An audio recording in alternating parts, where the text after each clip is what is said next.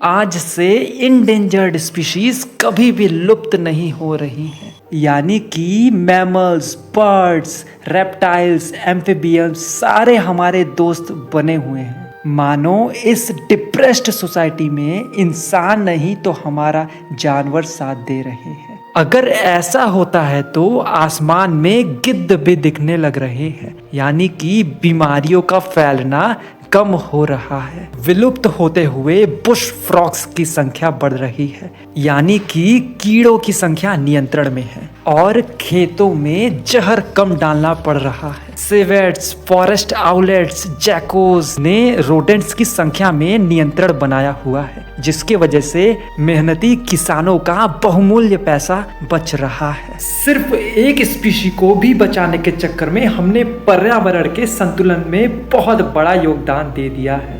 जी हाँ, मैं मानता हूँ कि हमें इंडस्ट्रीज और सिस्टम में कुछ बड़े बदलाव करने पड़ सकते हैं, जिससे हमारे मुनाफे में थोड़ा गिरावट जरूर आएगा, लेकिन हमें मानवता का और लॉन्ग टर्म सर्वाइवल का पाठ पढ़ा जाएगा।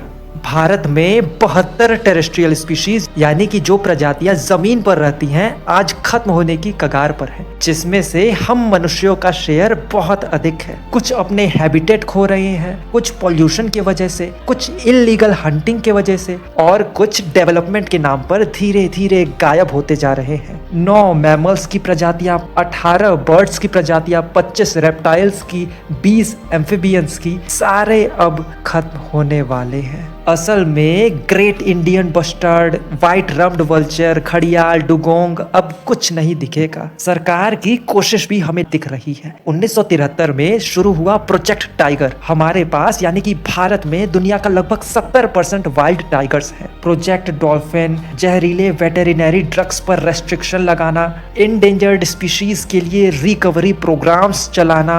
अब प्रश्न यह है कि जितनी कोशिश की जा रही है, जितने एफर्ट किए जा रहे हैं, क्या यह एक्सटिंक्शन की वेलोसिटी को ओवरटेक करने के लिए काफ़ी है?